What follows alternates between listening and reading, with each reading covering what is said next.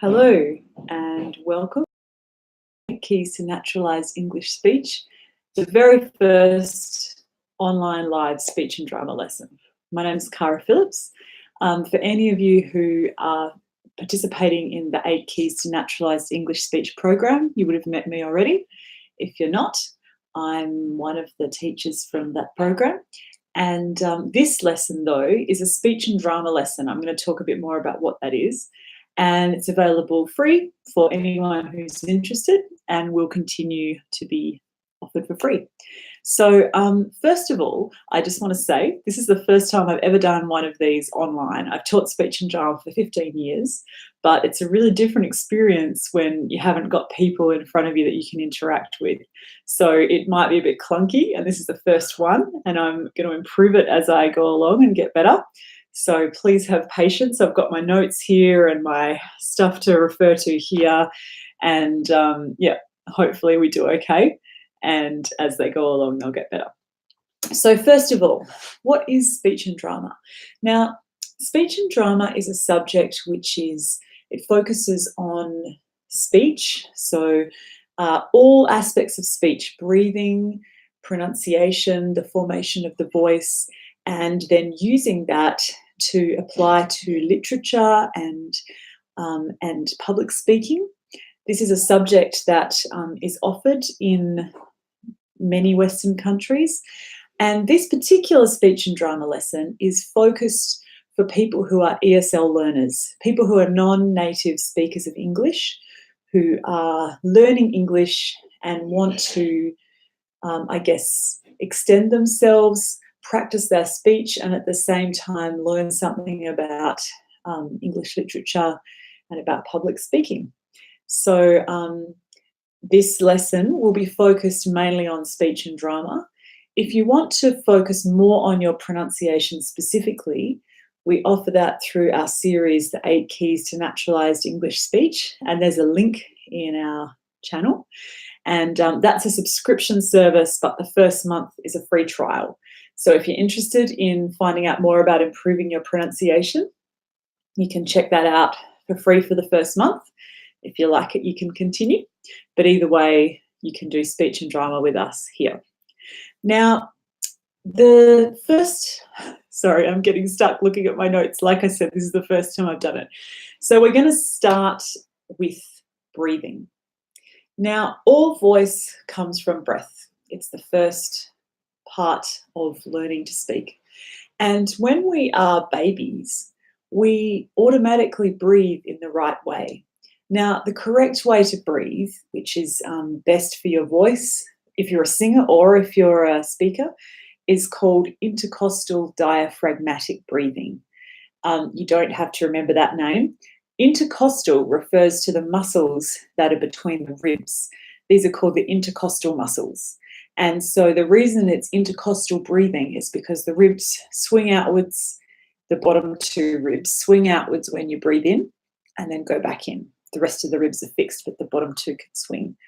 And intercostal diaphragmatic breathing, that refers to the diaphragm, which is a muscle underneath the rib cage. And I can just see, you can't actually see my hands. So the muscle is this kind of a shape. And when you breathe with this technique, you're using your diaphragm to pull in the maximum amount of air. Diaphragm pulls down, the ribs swing out, the bottom 2 ribs, and you draw the maximum air into your lungs. Now, you might wonder, why is it important to draw the maximum amount of air into your lungs? The more air you have, the more you can project your voice, you can throw the voice. Now, this is not just about being loud. It's also because when you send the breath up, it picks up resonance. Your voice, so the voice is formed by the vocal cords, but that's a very small sound that's formed. If that's all we heard, we wouldn't hear your voice very well. After the voice comes from the vocal cords, it has to reverberate in all these resonating cavities in your body, and it picks up resonation. And that's how the voice is amplified, becomes louder, and also how you develop a tone. The more resonance you have from different cavities, the better tone you'll have. So if you hear people with really beautiful, rich voices, it's because they're using all their resonating cavities really well. Or if you hear someone with a voice that's, say, just really nasal, maybe they're only using their nasal resonance, or any other kind of thing, or a voice that's really high, they might just be using their head resonance. So you want to use your breath to get the best projection you can, project the voice, pick up all the resonance you can, and then it's about articulating the sounds clearly. Now, over the weeks of these speech and drama lessons, I'm going to do different voice exercises. Today, we're just going to do some breathing exercises. In a normal speech and drama lesson, we would always spend maybe 5 minutes at the start focusing on. So today, we're just going to do breathing. Now, I want you to put your hand on your own body, just underneath where your rib cage is. So I'll show you what I'm doing here, just about there on yourself. And what you're going to do is you're going to try and breathe in and out. Now, if you're breathing correctly, you should notice that your hand moves out when you breathe in. It's kind of awkward. My chair's not the right height, like this.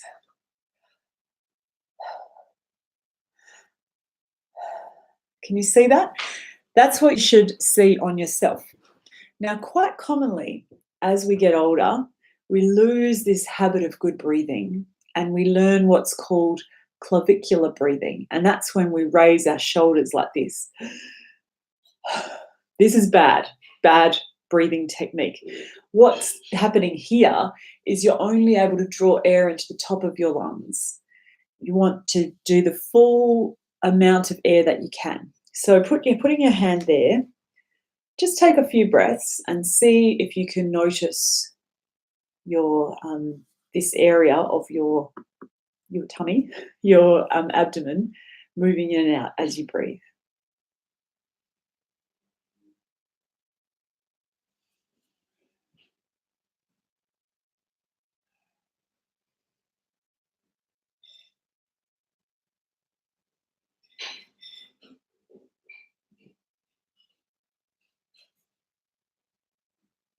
Now, if you can't notice that happening, it's sometimes really helpful to lie on the floor on your back, because when you do that, you automatically start to breathe correctly using intercostal diaphragmatic breathing.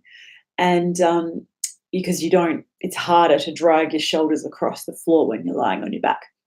I can't really demonstrate that here, but it's always a good way to start is to lie on your back, put your hand here on yourself and just breathe in and out for 5 minutes maybe, just to get your body used to breathing in this way. We won't spend 5 minutes now, just because for the sake of moving on with the lesson, because we only have half an hour, but that's something you can do yourself when you're practicing. Now, we're going to just do a few breathing exercises.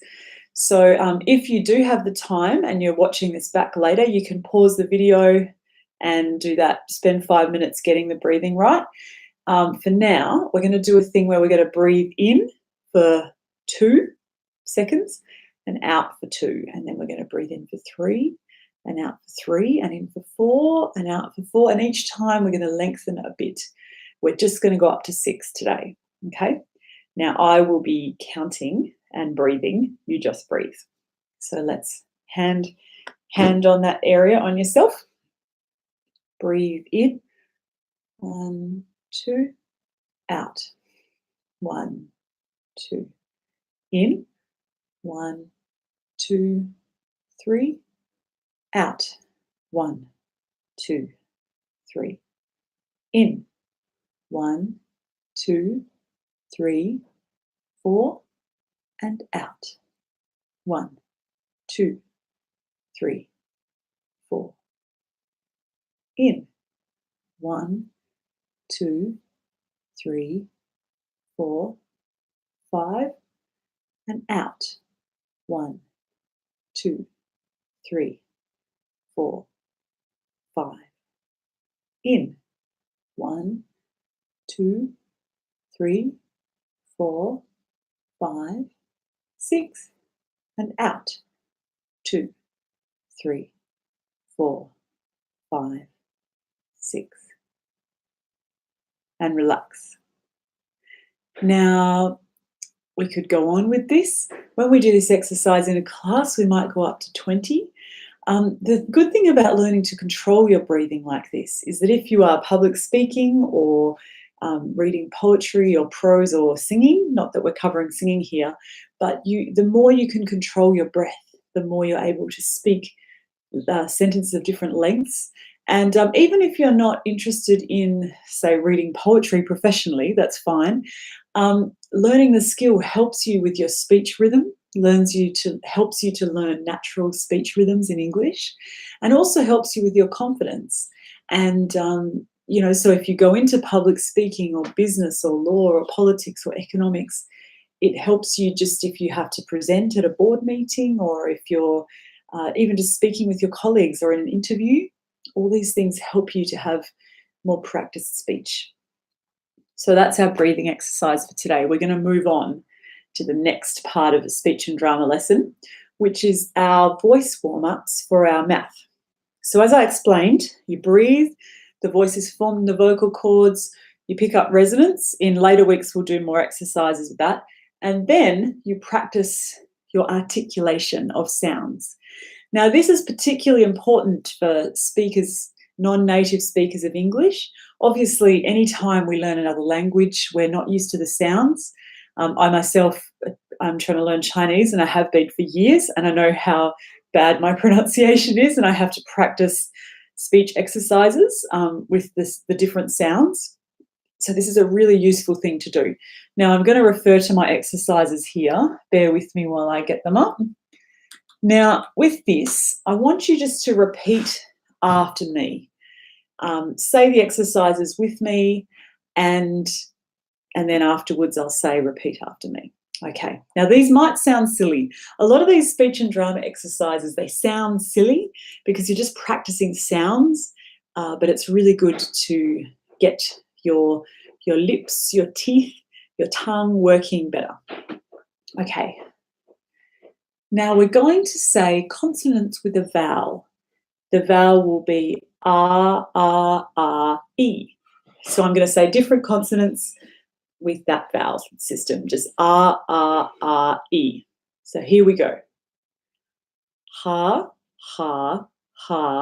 he. Say after me. Ha, he. One more time. Ha, he.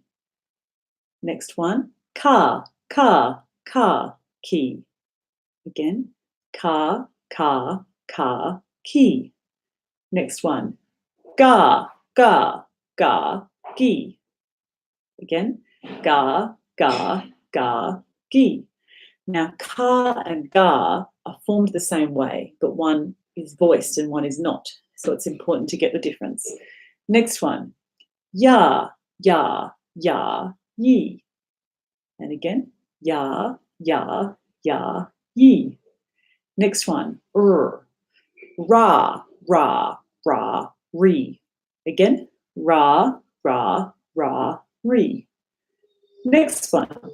Pa, pi. And again. Pa, pi. Next one. Ta, ti. And again. Ta, ti. Next one.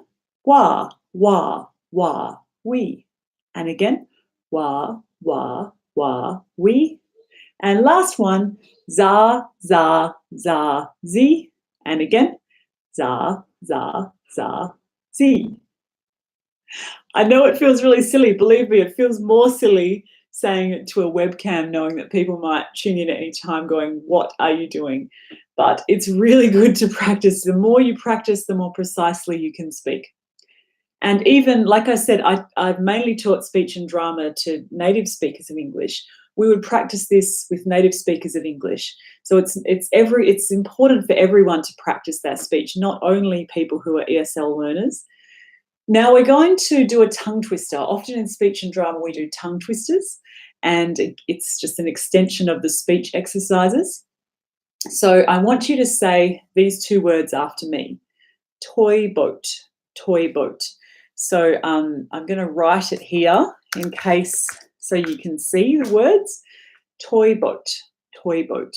Now it might sound simple, but if you say it enough fast, it's quite hard. Okay, so we're going to try and keep up with me. We'll start slow and we'll get faster. Toy boat, toy boat, toy boat, toy boat, toy boat, toy boat, toy boat, toy boat, toy boat, toy boat, toy boat, toy boat, toy boat, toy boat, toy boat. I was losing it a bit at the end too. Okay, starting again. Toy boat, toy boat, toy boat, toy boat, toy boat, toy boat, toy boat, toy boat, toy boat. Okay, now all of these, if you want to listen back later, you can practice them more. The more you practice them, the better you'll get. And we're going to do one more tongue twister. And that is, this one's a bit more complicated, so I'm going to write it out here. 6 thick thistle sticks. Here it is. 6 thick thistle sticks. Okay, so are you ready? I won't get too fast with this one. We'll just say it slowly. Repeat after me or at the same time as me. 6 thick thistle sticks. 6 thick thistle sticks. 6 thick thistle sticks. If you don't know, a thistle is a plant, in case you're wondering. 6 thick thistle sticks. 6 thick thistle sticks.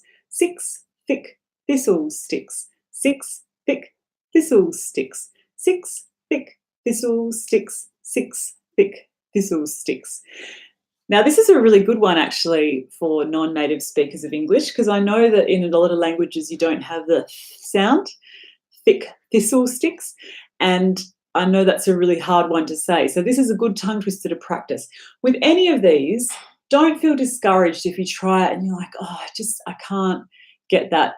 Like I said, I've been learning Chinese for years now, and I still feel so discouraged about my pronunciation, and it's all a process, you know. So wherever you're up to, that's fine. Do what you can where you're up to, and you'll just get better. Okay, so we've done our voice exercises and our mouth exercises. Now the next part of a speech and drama lesson is normally public speaking. Now, today this is the thing, I thought a lot about how to do this, because normally I would give the students a topic to write a speech and they would do the speech, which I can't do here because we don't have that capability right now. So I'm going to just read a little bit from a current affairs article, because a lot of the public speaking we do is about current affairs. And then I'm going to ask you, if anyone's watching this and you want to do it as an extension, you could go away and think about how you would talk about this. If you're a more advanced ESL student, you could even write a speech if you want to write a speech about this topic. Or if you're more of a beginning student, you could just think about, how would I talk about this if someone brought it up? Well, that's still quite complex. It's not a beginner topic. But if someone brought it up, what could I say? Even one sentence. What's something I could say about this topic in a conversation? Now, this is the article I'm referring to. It's an article about so I'm in Australia. We had a recent change of our Prime Minister without an election. This has happened a lot of times in the last 10 years in Australia. Within the party, they decided to change the leader, and it's something a lot of people get sick of, but it has happened many times. So this is an article about that. So I'm reading, I just shared the link of the article there in the chat. You can refer to it if you want. And I'll just start reading a couple of paragraphs from the start. Now, the purpose of you listening to me read is that you can hear how the correct way to sort of read English, correct speech patterns. When you've learnt from a book or mainly in a classroom with other people who are also non-native speakers, it can be hard to know the correct way to speak, if you were just speaking with people. So this is a correct sort of way to read this article. You only need to drive an hour out of Canberra to realise the divide between Parliament and the people it represents is greater than the country's largest mountain range. In the regional city of Goulburn, the wounds from the latest leadership spill are still raw. Local member Angus Taylor resigned from the Turnbull ministry last week before signing a petition to call a party room meeting, voting for a spill, and then backing Peter Dutton for Prime Minister. On Sunday, he was appointed Energy Minister in Prime Minister Scott Morrison's cabinet. But despite regaining a spot at the Prime Minister's round table and a powerful platform for his electorate, many of Mr. Taylor's constituents feel frustrated and forgotten. One of them is Susie Ottaway, who has lived in Goulburn for all 42 years of her life. She works at Bryant's Bakery Cafe on the city's main strip and says political resentment among customers and the community has reached boiling point. It's been unbelievable. People are angry, they've come in here, and they just can't see where our money's been spent. It's wasted on elections and we're not getting what we want, and it's just a waste of time, she says. I'm going to stop there. The article goes on, but that's all we'll read. So if you are following along, you can read the words that I'm reading as I go. So this is an article about, as I said, I'll explain it in case people are unaware of the situation, or if they're sort of more beginning students and have trouble to understand. So as I said, we had a leadership spill, which is the way we refer to when the government within itself decides to change leaders, and they voted one leader out and the new leader came in. So we now have a new Prime Minister, and the article is saying that in this particular city, Goulburn, it's talking about a particular person, Susie Ottaway, who has lived there her whole life and she works in a bakery. So they've chosen her to represent a general opinion of people saying that this kind of leadership change is a waste of money because often it results in another election, which comes out of taxpayers' money. And it's just a lot of Australian people are sick of the constant changing, which has happened not just in the current government, but the past government with the opposition party. Now, what we would do if we were having a speech and drama lesson in person is I would say to you, okay, I'd like you to come up with a 2-minute speech about this. And I'd get you to think of an introduction. So I'd ask you what your opinion is. I'd get you to think of an introduction to the speech where you introduce your point. Then the main body of what you want to say, your opinion, and then your conclusion where you summarise your point in 2 minutes. Like I said, right now I can't hear back what you would all say, but that's something you could think about as an extension exercise. Or, like I said, if making a speech is beyond where you're currently at with your English, maybe you could just think about one sentence you might say. If someone asked you in the street, what do you think about the leadership spill? What's your opinion and what might you say? So that's our public speaking section. In the future, when we have more interaction, I actually will set up so that I can hear some of you speak and you can share your speeches with me. But for now, this is all we can do for that. All right, so we're at 23 minutes of our lesson. This is going very fast. Now, the next section that we normally do in a speech and drama lesson is poetry. Now, I have here a poem. It's called Cats Sleep Anywhere. Now, I chose this poem partly because it's about cats, and cats are pretty popular. I thought a lot of people like cats. Here's the link to the poem now. And also because it's not very long, so we can do it quickly in a lesson. So poetry in English is written, there's a specific form to it, I suppose in every language, although I don't know because I mainly speak English. There are specific rules about poetry, the way it's spoken. And if you learn to speak poetry well, it teaches you a lot about rhythm and speech rhythm, and it's a useful tool. Even if you don't, like as I said, even if you don't want to perform poetry, that's fine. It still is a really useful tool to know how to read and speak it. So if you've got the poem up, I've got it here in front of me. I'll read this poem for you. Now, before I do, I'll just explain. If you look at the poem, or even if you don't look at the poem, I'll just tell you that in English poetry, when there's no punctuation at the end of the line, like no comma, no full stop, it means that you continue on. You don't stop. But you do what is called enjambment. So when you get to that sound, you hold it slightly and then move on. Now, the reason for this is because if you pause there altogether, normally it will break the sense of the poem. It's normally a sentence where it needs to continue to make sense. And if you stop, it's like stopping halfway through a sentence, like I just did, which doesn't make any sense.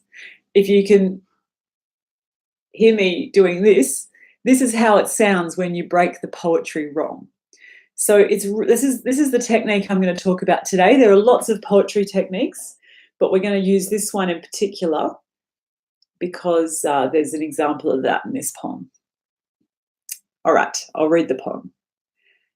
Cats sleep anywhere, any table, any chair, top of piano, window ledge, in the middle, on the edge, open drawer, empty shoe, anybody's lap will do, fitted in a cardboard box, in the cupboard with your frocks, anywhere, they don't care, cats sleep anywhere. So if anyone's owned a cat, you'll know this is true. They do sleep wherever they want and they're not fussy. And so this poem is describing different places they sleep. And it might sound really simple, but hopefully when I'm reading it, you can hear that the choice of phrases and the choice of the vowels, there's a lot of rhyme there and a lot of rhythm. So I'm going to read it again.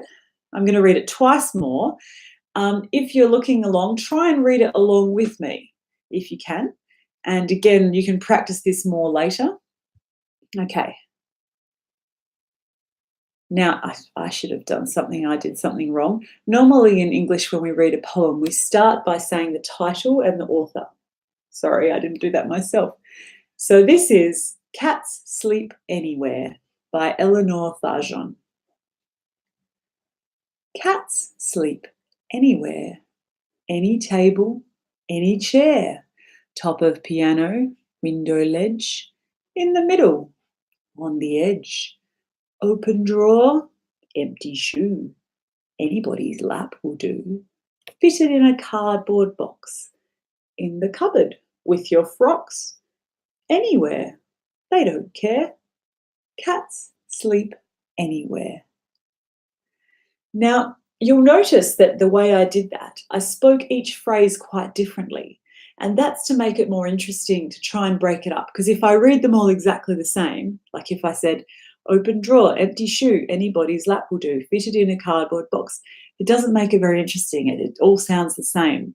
You really want to try and paint with the words so that the people listening to you can really feel the sense of what it's about. So you read what it is, listen to that, try and capture that with the way you say the words. And you may also notice that with the final line, I slowed it down a bit. Cats sleep anywhere. And often the final line of a poem, we do this to kind of indicate that this is the final line. So the person listening knows and understands. All right, one more time. Cats sleep anywhere by Eleanor Farjeon. Cats sleep anywhere, any table, any chair, top of piano, window ledge, in the middle, on the edge, open drawer, empty shoe, anybody's lap will do, fitted in a cardboard box, in the cupboard, with your frocks, anywhere, they don't care. Cats sleep anywhere. Okay, that's our poetry for today. Now, we're pretty much almost at the end of our half hour. So I'll just tell you the other aspects of speech and drama, because each lesson I'll focus on different aspects. So we do breathing exercises, speech exercises, public speaking, poetry, and then often we do prose, like reading from a novel. We'll do that in the next lesson. And then the last thing we often do is drama. Now that's going to be a bit harder, where we can't interact so much, but we can still read from plays, and I might try and find a way we could do some drama. But yeah, that's generally the structure of the lesson. So this lesson will be running every Wednesday at 6 p.m. Western Standard Time, Australian Western Standard Time.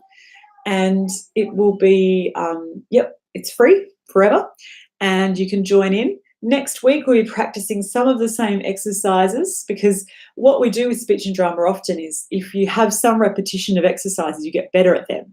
So we'll practice some of the same, some new, and we'll work on a different poem each week. And next week, we'll start with a piece of prose from a novel. We're going to use The Little Prince. I don't know if you know The Little Prince by Antoine de Saint-Exupéry, which is terrible pronunciation of French on my part. There you go. This is why you need to learn to improve your pronunciation. Unfortunately, I don't speak French at all. So that's what we'll be doing next week, and a new poem. And yeah, if you have any questions, if you watch this in replay during the week and you find you have any questions, write them in the chat and I will get back to you. If you have anything that you're particularly interested in. Like I said, I've mainly taught speech and drama to native speakers of English. So I've tried to think through how I could best do it for ESL learners or non-native speakers of English. But if anyone has any suggestions, please feel free to throw them in, and I will try my best to incorporate them.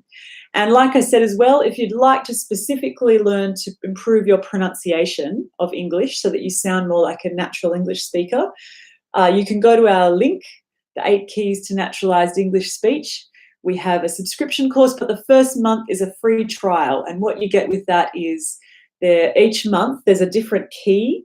The keys are developed by Dr. Lee Logie, who's been teaching speech and drama for 40 years, to a lot of the time to speakers of other languages. So she's developed a really specific method of how non-native speakers of English can learn to improve their English pronunciation to sound more natural.